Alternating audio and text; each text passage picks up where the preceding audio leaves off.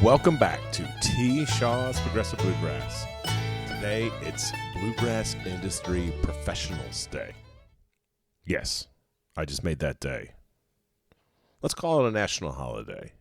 It's a national holiday. It's Bluegrass Industry Professionals Day, which actually happens multiple times a year. But whatever. We're going to celebrate it. So today, coming at you with a slightly different perspective, we're going to talk to an industry professional. Let's jump right in. As many of you know, I frequently like to have people in the industry besides just musicians.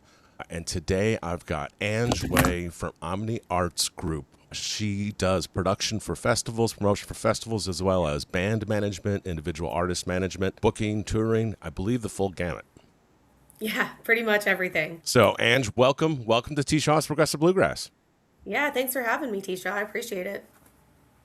So the big question, and we're going to get into it, not even the big question, but obviously there's many hats you wear, depending on whether we're talking about a festival or an individual artist. But how did you end up in this business? Really, it just started with me being a fan and learning. Yonder was my favorite band. I was seeing them, 20 plus times a year. And when Jeff left the band, they restructured internally. And I was pretty close with the band at the time. I started just running street team, actually. So I would be recruiting people in different cities to promote, like grassroots promoting. And then they brought in a new marketing person and pin up show bills and get free tickets, stuff like that. Exactly. Yep. So that's basically how I got into it. And then they got a new marketing person and they didn't really know a whole lot about the band. So I kind of stepped in to help them with all of that as well. So I was really familiar with the band. Then I just kind of learned everything from there. One thing led to another. Yeah, exactly. And from there, then I just made more connections, got into booking and then eventually management. And, I never went to school for any of it. I just learned all of it as I got into it, which some things can't be taught. So it's almost better to learn, but I'm still learning every day. That is for sure. Do you have another job outside of Omni Arts Group? Nope. I do this full time. When did it get to the point that you could quit the day job, so to speak? I think it was like 2018-ish, something like that. I just went through a pretty bad divorce and I was like working insurance during the day. Unfortunately, it was just something to pay the bills. And then at night, I would do all of my music I'm a mortgage stuff. lender. Okay. Yeah. See, yeah. You know all about it, right? Yep. And then I was working with Matt Kalinsky, he's the original, he started Omni Arts Group. I started working with him and he really believed in me and he gave me a chance. He was like, I see how miserable you are and I know you want to do this full time. He's like, how can we make it work? He's like, at first it's not going to be, this is all, I can only offer you a little bit and you can just, continue to build with it. But he really gave me an opportunity to quit my day job and do this full time. So I'm really grateful to Matt in a lot of ways. Okay. And that was in 2018 when that happened. So you had a little bit of a ramp up prior to COVID, where Yes. the world just came crashing down upon us. How'd you survive through that? Oh man, that was really difficult. I was doing pretty well at that point, honestly. I was working for Terrapin Hill Farm in Kentucky and I actually got to book a festival, which was a huge opportunity for me. And Pete and Brenda Cashler are amazing people, and they gave me the opportunity to book a festival, and they said that was their favorite one in 20 years that they had been doing it. We had like the Dusters and Horseshoes and Old Salt, and I mean, it was a great lineup, and then it never happened. It was definitely crushing, that's for sure, and then they don't have festivals anymore. But during COVID, a lot of it went to online, a lot of it went to streaming. So even though I wasn't like necessarily out and working, I was still doing a lot of work because it all went digitally. And even though there wasn't like a steady income coming in, I still wanted to help my bands. So I still worked through a lot of that, honestly, doing online stuff. And then we would also have some private parties down in Kentucky at some different spots. So, it was all outside. It was all, it was never anything too big. Everybody would still like have to sign a waiver and consent to all of the things. But that definitely helped get through because at first it was pretty soul crushing. I finally felt like you were kind of getting to that point where you're doing well and then everything just got ripped out from under you. So I was lucky enough to go to one of those parties, and I want to say it was about Halloween. So at yeah, that point, everybody really had Terrapin, cabin right? fever. Yeah, yeah, yeah. And it was a phenomenal festival and kind of saved the year. And it was so refreshing. Like, oh, no hugs. Yeah, So great to exactly, see right? you. Yeah. No hugs. I know. But just to be Stand able to back. get, Social yeah, distancing. right. I mean, but just to be able to get together again, and to have the music and Oh, come together, it definitely, I think it was that for a lot of people. So I'm glad yeah, to it hear was that, it was Jesse. very special. I think I've I'm glad actually I'm glad you were able to talked make that about turn. that. Yeah, Yeah, that's that was awesome. awesome. Kind of by accident too. I don't want to get too sidetracked yet. You had also mentioned in passing Old Salt Union, Oh, and yeah.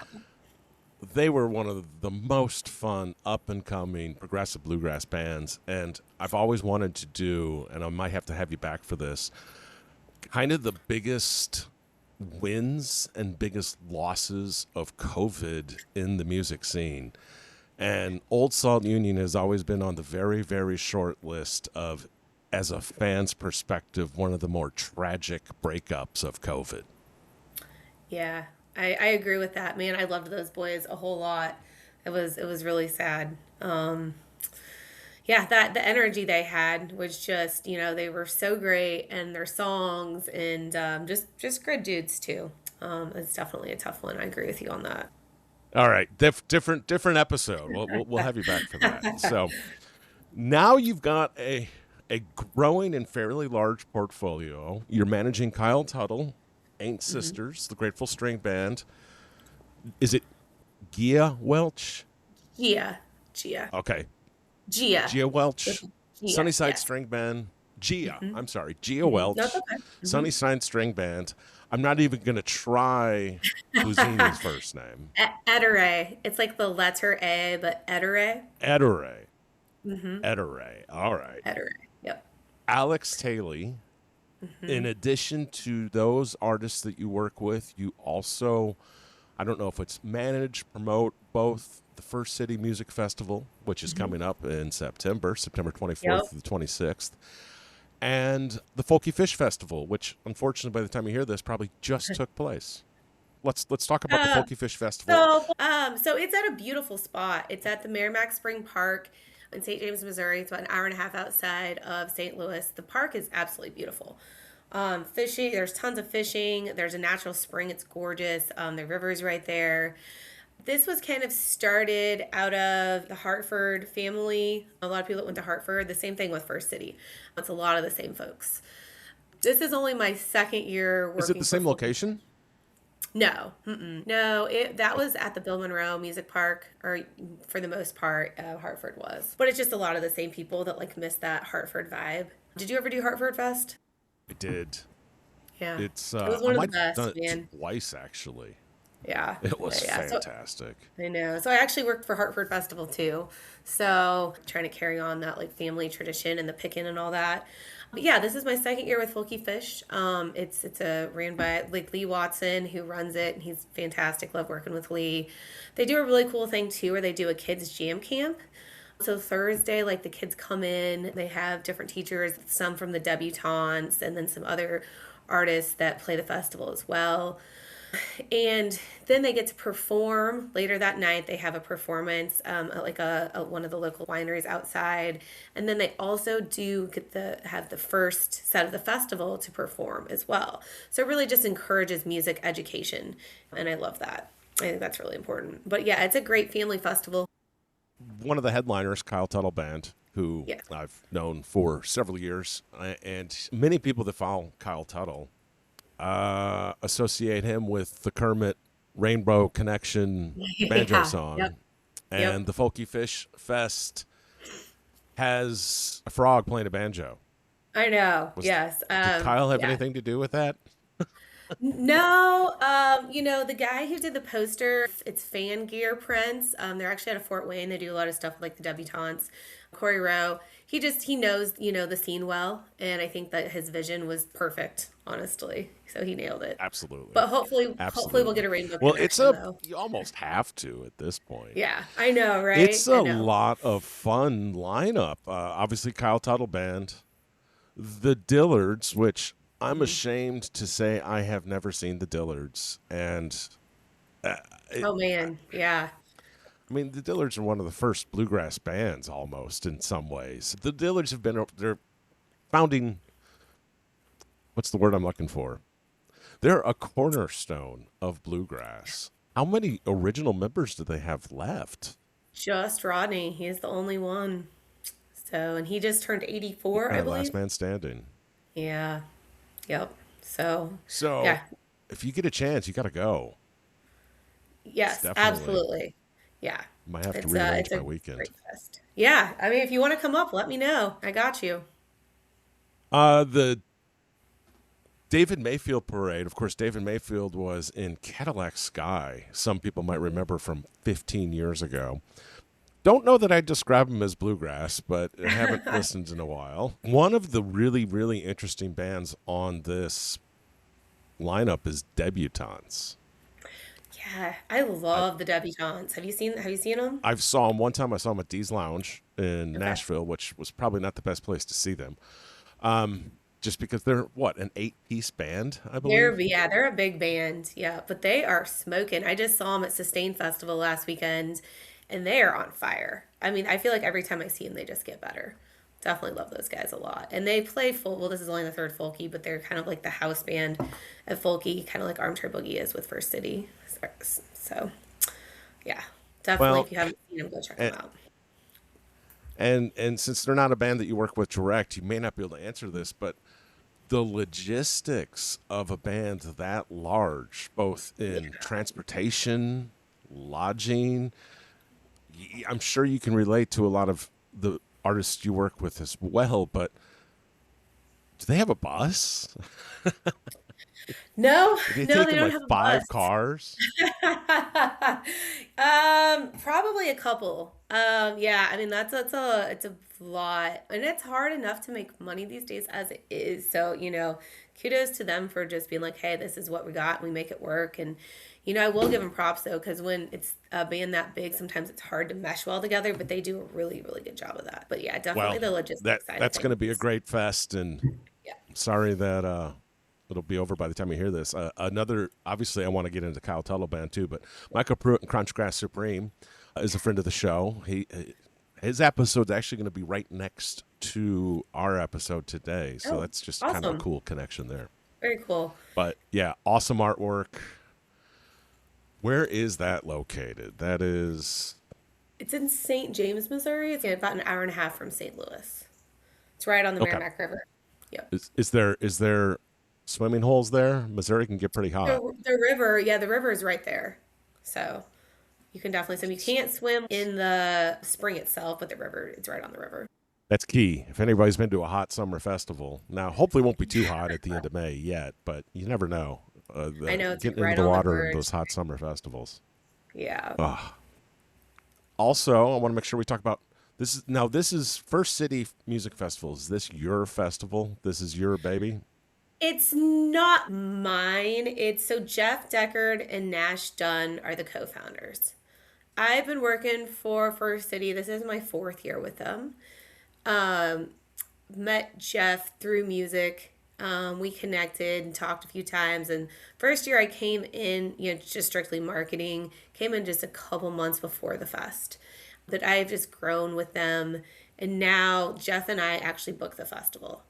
So it's huge. I didn't know if I'd ever be able to get to book a festival again. So they've given me, a great opportunity with them to be able to book and to be able to market. And really, that festival, man, those people are just like family. I love them so much. But we are a nonprofit, so there is a board. So we have a committee that runs First City. So it definitely takes a team. You could argue all of bluegrass is nonprofit. Yeah, right. That's pretty true. Unfortunately, that's why I have to do so many things. Gotta hustle.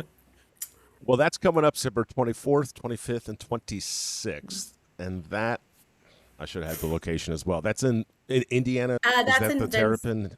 No, it's in Vincennes, Indiana. It's kind of near I'm, Bloomington. It's like just on the outskirts of town. And we are actually getting some improvements this year. Haven't quite announced them yet, but we will be soon. So we're actually going to have real bathrooms and showers. So that's going to be huge. I think people are going to be excited about that. It's a big one for festivals these days. So yeah. And when we worked really, it, really hard on this and I got to lineup. get slightly sidetracked on that. Yeah. Yeah. The number one biggest turnoff, Kat and I will both agree at a festival that has got to be the most important thing to manage is porta potties and toilets. Oh yeah, agreed. Ugh, yeah. If their porta potties are gross, then that's yeah. Nobody wants that. No. Nothing ruins your concert experience more than having an overflowing porta potty with no good options or no Yeah. toilet paper or just ugh. Yeah. So No. that's No. I exciting, agree. actually. If you're going to Yes. have real restrooms to go with the porta potties, Yes. It's yeah, really that's the exciting. So. hardest way to ruin a great memory. That how was the fest? Yeah. Shitty. Yeah. I agreed. Agreed. So yeah, we're really excited about it. Fantastic. Well, yeah, we've got a stacked lineup too. You got Kitchen Dwellers, Split Lip Rayfield, Armchair Boogies doing two sets, John Stickley Trio, another friend of the show, Kyle Tuddy and Lindsay Pruitt, artists at large. Yeah, I know. I'm That's really going to be a excited. lot of fun. Yes. I've seen Kyle at large before, but Lindsay Pruitt at large, she brings a really neat dynamic, especially with some bluegrass that she doesn't typically play. Songs from the Road Band. We've got debutantes again, Mhm. Moonshroom. You've got just an amazing lineup going on here. You you know what? And you can probably answer this. I had mentioned debutantes and the logistics of a band that large with Mhm. instruments and what have you. Do you remember anything unique or distinctive on their rider? Um, Not off the top of my head. I mean, I think they were pretty chill, honestly. I don't think their rider was anything too crazy. I don't know if they're quite there yet. I can tell you some crazy riders, but man, I would that's love some definitely crazy rider stories. sometimes like I'm okay. So I guess there's this one band that would throw in a DVD, a certain movie, just to kind of like throw people off to see if they're actually like reading the riders. I've seen writers that are pages and pages and pages long. And you're just like, I mean, even if it's a bigger band, like, how do you need, or how do you even use so much stuff? Very specific kinds of peanut butter and jelly, or like things like that are just like, I don't know. And then you go in and there's all these things that they don't touch. The peanut butter and jelly, though, the specific, kinds, that was definitely used. I Um, had to drive 4 counties over, yeah. 125 miles away to get that peanut butter, and Apparently, you it was didn't real. even They open really it. needed it. Yeah, yeah. Um, well, there's definitely some things like that.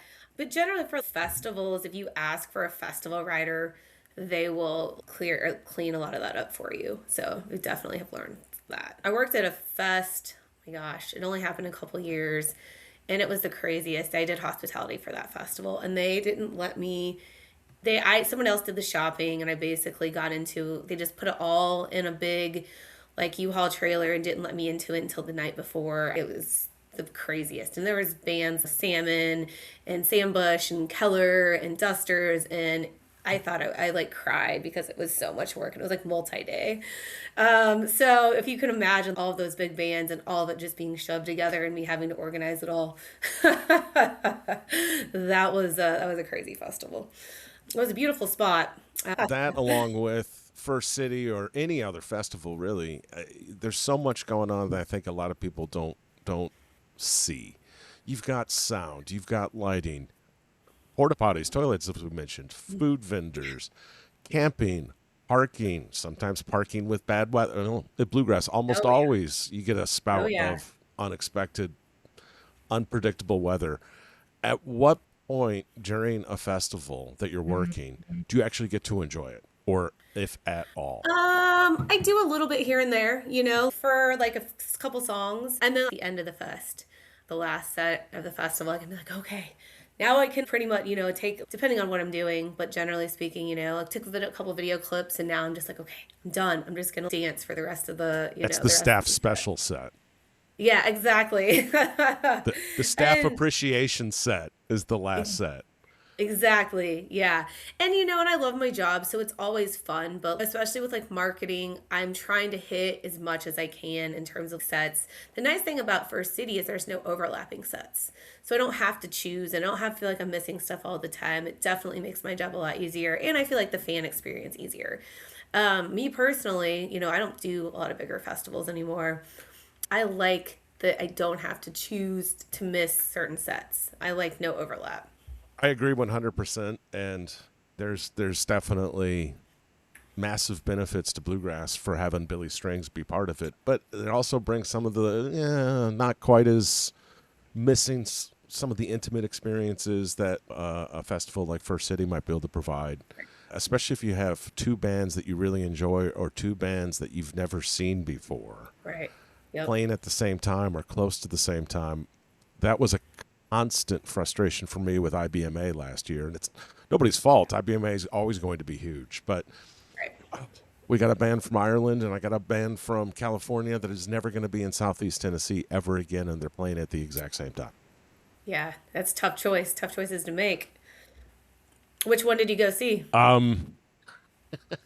It's okay. You're like, hey, I you're not saw supposed to, a you're not supposed to be little me. I'm bit supposed of, to be you. well, no, ironically, I ended up missing both of them because I had Billy Strings, Brian Sutton tickets that night, and I didn't Oh. want to go. And we found out after, because I wanted to go to this cool bluegrass I hadn't seen before. And after the guy paid me, he was so excited to have them. He was so excited. And he paid me, and then I found out I couldn't transfer the tickets. So I had to go Oh. stand in line with him to get him in, missing both the bands I wanted to Oh see by no. selling the Well, Billy Strings tickets, but whatever. Uh, well, first that first just world says how good of a problems, dude you right? are, though, to like go and But be like, hey, I'm gonna make sure you get in. So, yeah.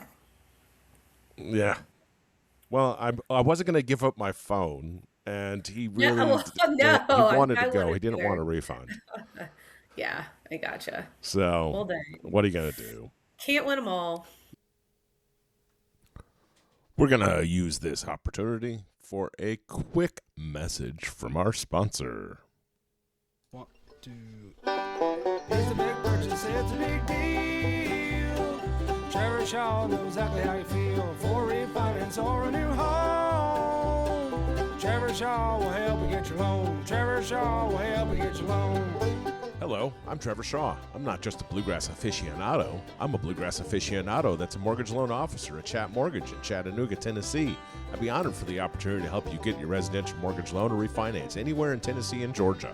From veterans using their hard-earned benefits to first-time home buyers needing down payment assistance to retirees finally getting the home they've always dreamed of. Call or text me today at 864-50-T-SHAW. That's 864-50-T-SHAW. It's a big purchase, it's a big deal. Trevor Shaw knows exactly how you feel for refinance or a new home. Trevor Shaw will help you get your loan. Trevor Shaw will help you get your loan.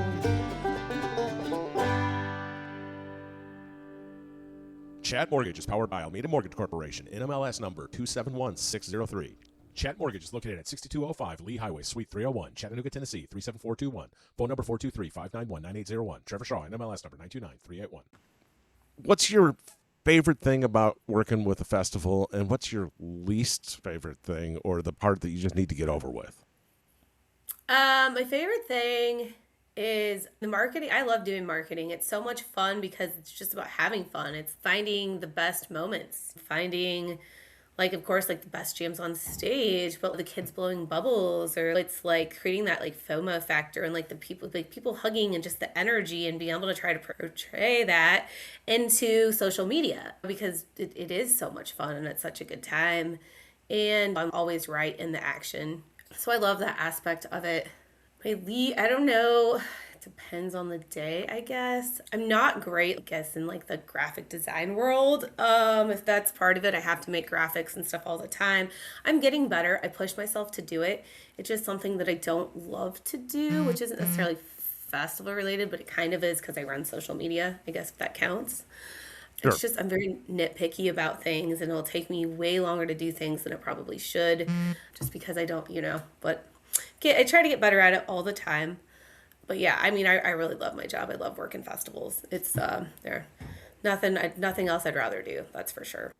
Fantastic. So September 24th, 25th, 26th, I assume camping is also an option at First City Festival. Yep. Camping's included. Yep. Yeah. Unless you want an RV or a car pass, and you have to buy that. But camping is included with all tickets. So, yep.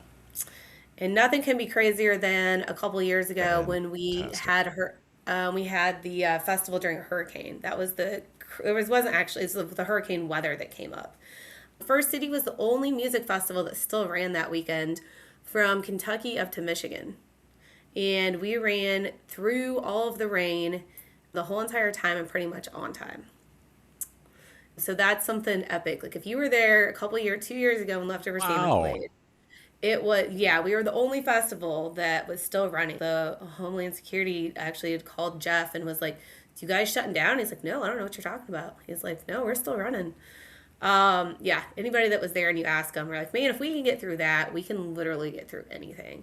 But it didn't lightning, and we had to watch the winds for the tents, so we just were like, played through. It was pretty epic. One of the crazy experiences ever. Yeah. Obviously, it affected the attendance, but the fans were there. Were they all appreciative and having fun with the rolling with the punches? Yeah, absolutely. Well, yeah, because we really thought that was our 5th year. And like going into in a music festival, you say you're pretty much going to lose money for the first 5 years. If you can break even on year 5, you're doing well. Music festival is a long game. And so it was the 5th year, and our lineup was really good. And we're like, okay, this is the year, And it hadn't rained. It was crazy. It hadn't rained in like a month. And then, of course, we get the hurricane that comes through and definitely affected attendance. But everybody that was there had so much fun because we're like, what else are we going to do? And I think they really appreciated the fact that we still kept everything running. Our sound guys and our crew was just so good. Jeff actually bought every Easy Up in town. There was no more available because we just kept losing Easy Ups. But it was an epic experience for sure. We've lost several Easy Ups and tents to Bluegrass festivals before. Yeah, exactly, right? Part of the experience. Don't really want to buy an expensive one. It's not going to last long. Either way, it's going to get, Yep. That's fantastic. Now, you may do different things for different individuals that you manage, but booking is usually a separate topic from management. But tell us a little bit about the band or the individual musician management side of things. Yeah, so I don't do a ton of bookings anymore. It's pretty here and there. I just really don't have the time to do bookings other than from like the music festival side of it. Band management is more working with booking agents to route tours, advancing shows, building out timelines for album releases, and working on PR, social media aspects, things like that. So it's definitely different than booking. It's great when your artists have booking agents. That goes a really, really long way. And all those things you just mentioned, when it comes to promoting a band, or literally everything you just mentioned, how do you know when you're done for the day? It's always different. I think last night I worked until about 9:00. It just depends. And I'm usually working pretty much on my own. I've been consistently pretty much working on my own for years, even though working under Omni, it's been pretty much just myself.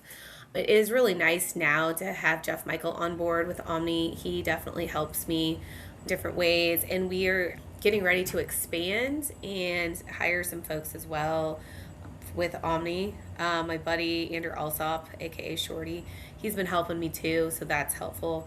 But it's really hard to turn it off. There really aren't. It's definitely not a 9 to 5 by any means. It's constant. But at some point, you're out of gas for the day. Yeah, Yep, exactly. Yeah, that was last night too. I was like, I know I have other things that I need to do, but I'm like, it just has to be, just have to turn it over till tomorrow. And it's hard too when I go work music festivals and stuff too. In order to take off the computer stuff to go work an event, I have run so many social media pages, so I have to schedule things out for the days that I'm gone, and so it's just a lot of like pre-work also. And I imagine a lot of musicians, they start their day when everybody else is ending their day. I mean, 9 Yeah. o'clock at night is very early Yep. for a musician. That's like, oh no, first set hasn't even started yet. So, do you frequently get calls or texts from your musicians at 3 a.m. or 5 a.m. or whatever? I mean, just weird, odd hours. Sometimes it's usually not that late unless something's really messed up. But definitely, at least until like midnight ish. I mean, I'm still sometimes getting texts and things that need to happen, and it's sometimes I'm on it and can do it, and other times I'm just, I'm like, that's a tomorrow problem. It depends on what it is. For instance, like a band needing to get paid. If something goes wrong with that and they're out of venue or it's, whatever, and I need to make a phone call, then that's something I got to do right away. So. And that could be 1 o'clock in the morning easily. Yeah, exactly. Yeah. Something like that happened not too long ago. So, but we figured it out. Yeah, going back to the Bluegrass is a nonprofit.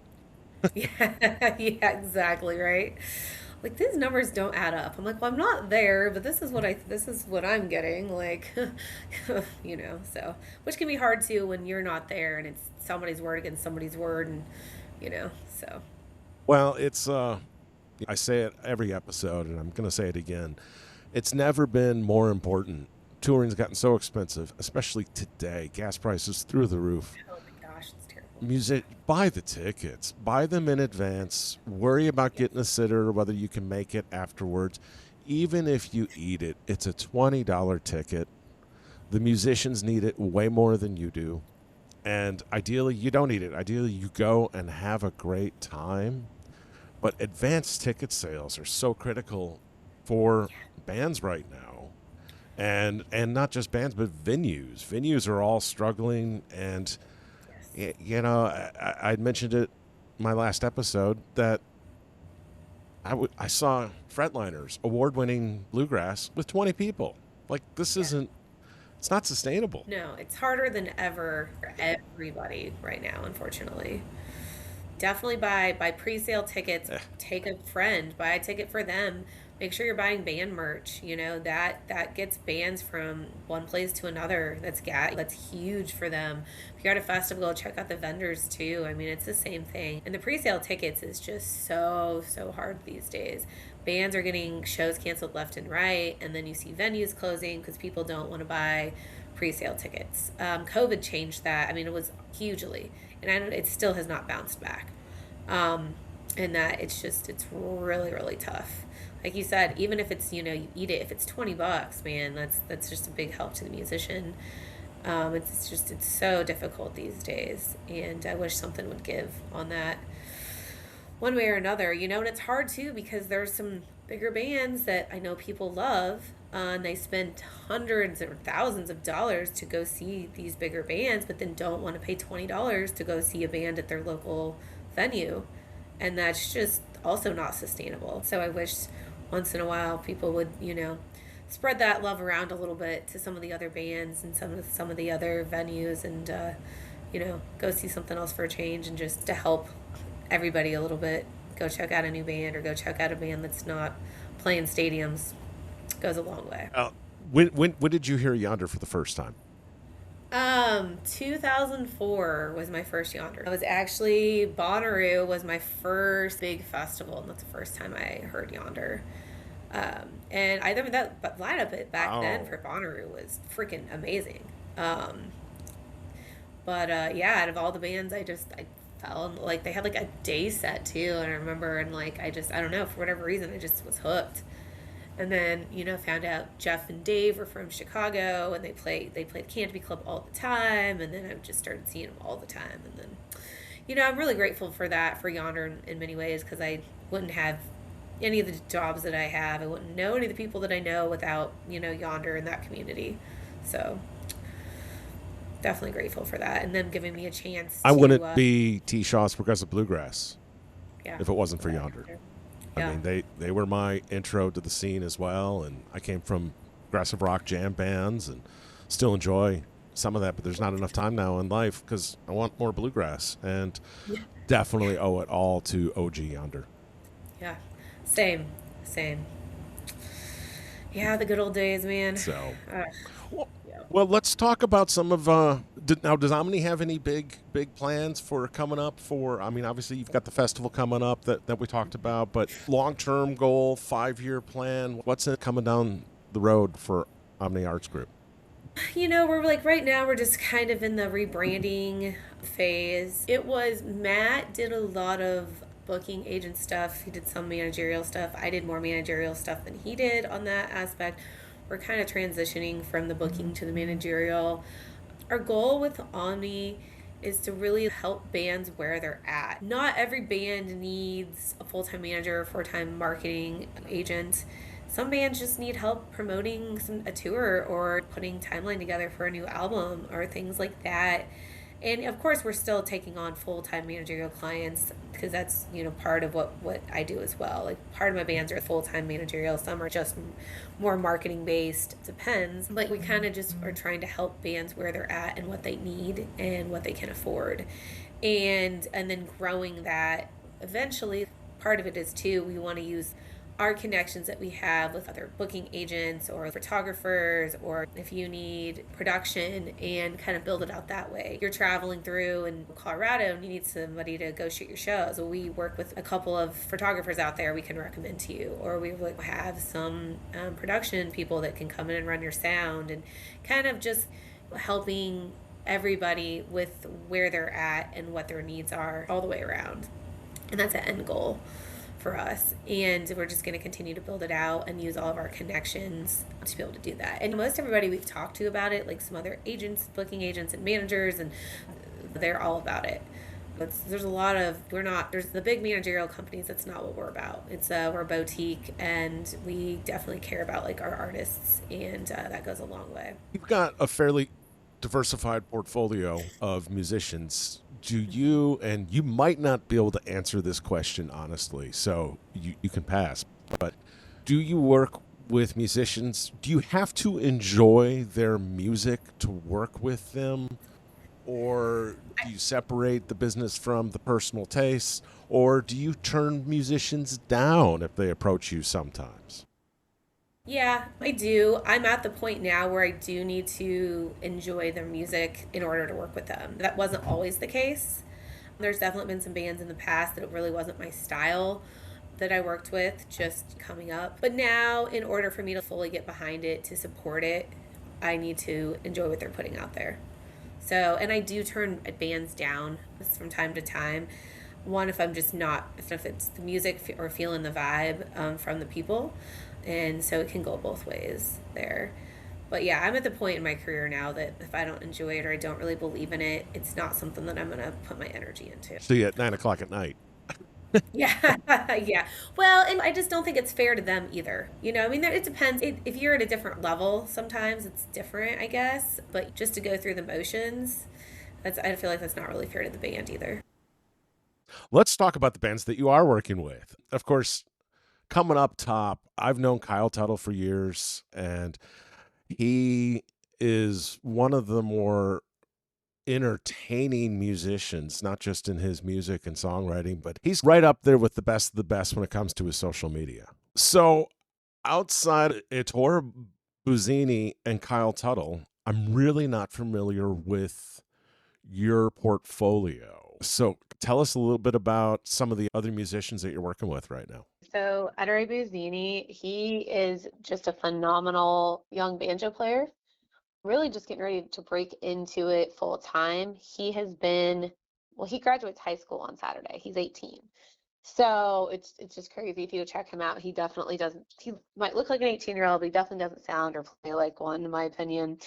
He's a Yeah, monster. I actually saw him, it might have been 2 years ago. Sat in with Randy Steele and the High Cold Wind. And then okay, I yeah. saw him again this January at Stigma. And he's one of the ones that braved the The crazy Snowmageddon. weather. Right, yes. And just, yeah, what a bright future he's got. Definitely keep an eye on him. Yeah. How did you come across him or get introduced to him? Actually, Jeff Michael, he met Edere and Yvonne, which is his mom, at IBMA last year. And they connected then, and she had mentioned that Edere needed a manager. And then when we decided we were going to take over Omni, Jeff was like, "Do you know Edere?" And I was like, "I don't," and checked him out. And we had a couple of meetings, and they're like, "Yeah, let's do this." So I've only been working with him for, since like the beginning of the year, but really, really excited about him. I hadn't actually even seen him play in person until I went out to Durango Bluegrass Meltdown in March, which is a great little fest, by the way. If anybody, definitely check out if you're check out the Meltdown. It's a really good time. But yeah, so I mean, and it was really cool. Like I hadn't met him in person, I hadn't seen him play in person, and so it was just kind of like a whirlwind. And then man, to get to see him, and I'm just like, he is so freaking good. So, and he's going to be at Folky Fish as well. So I'm really excited. I'm hoping I can get him and Kyle to pick together, even just, like a jam or something off stage. But I'm hoping that they get a chance to connect, because I really, really would love to see them pick together. Oh, I would too. That'd be worth the trip just by itself. Yeah, right. Well, they play the same day, and Edere plays right before Kyle. So I'm hoping. So hoping we'll figure something out there. Yeah, I bet we can. I bet we can. Yeah. So, Yes. well, that's awesome. And then, so what else you got coming up then? What's going to be the next big thing for both yourself and Omni and or any of the musicians? You got something you want to share that we haven't been able to discuss or talk about yet at this point? Omni, we're continuing to add some artists, so keep your eye on our socials. We're in the talks with some other folks right now. So there's definitely some exciting possibilities there. I don't want to say too much because we haven't confirmed anything yet, but we're definitely going to be adding a couple more artists that we're pretty excited about. For me, it's festival season. I'm going to get out there and I'm ready to start hustling. So I have festivals pretty much every other weekend and for most of the summer. So it's busy time, but it's awesome and I love it. And I'm ready to get back outside, that's for sure. So That's fantastic. I have really enjoyed having you on the episode today. It's been very eye-opening and or ear-opening or whatever the case may be. But get out, buy those tickets, support your musicians, support your venues. If we want to have this keep happening, if we want to have nice things, we got to get out there. Would love to have you back again in the future. And as things change, send me an email. Keep me up to date on things coming down the road. yes, I sure will, Travers. Thank you so much for having me on today. I really appreciate it. And I guess I wanted to just mention that I want to give a big shout out to Jeff Michael. I know I mentioned him a little bit, but he's given me a great opportunity with Omni and kind of what we're doing here. So just want to give him a big shout out as well. So, Well, but I know Jeff, and maybe we'll have to have him on here next time. So yeah, it'll be a lot of I'm fun. sure. Yeah, absolutely. But yes, I really appreciate it. Absolutely. Thank you. All right. Well, how about that for the Bluegrass Industry's Professional Day? I hope you enjoyed it. Also, I want to apologize again. I hate doing this, but still learning in this podcast world. Had a router crash midway through our conversation, so it did seem a little abrupt, somewhat change of subject. And, of course, the audio quality switched a little bit because router dropped the interview midway through, and then I had to recover the original recording. Took a little bit, and, of course, then add the tail end of our conversation. So, bought a new router.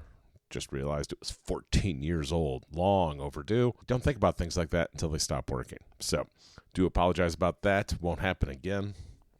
It's actually going to probably improve T-Shaw's Progressive Bluegrass moving forward. I think I had myself essentially handcuffed for all the history leading up into that episode. Things should be smoother and better moving forward. Anyway, enough of that. Hope you enjoyed today's conversation as much as I enjoyed recording it. Looking forward to next week. And if you don't mind, please stick around for a brief message from our sponsor. Thanks so much. Have a great week.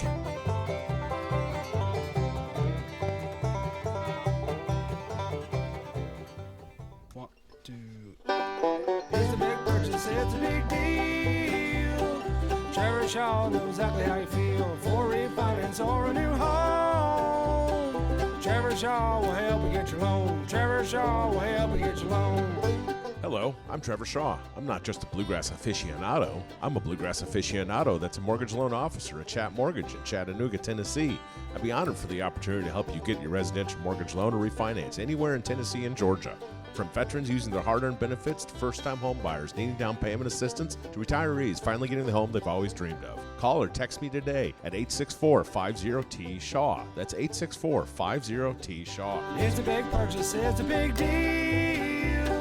Trevor Shaw knows exactly how you feel for refinance or a new home. Trevor Shaw will help you get your loan. Trevor Shaw will help you get your loan. Chat Mortgage is powered by Almeida Mortgage Corporation, NMLS number 271603. Chat Mortgage is located at 6205 Lee Highway, Suite 301, Chattanooga, Tennessee 37421. Phone number 423-591-9801. Trevor Shaw, NMLS number 929381.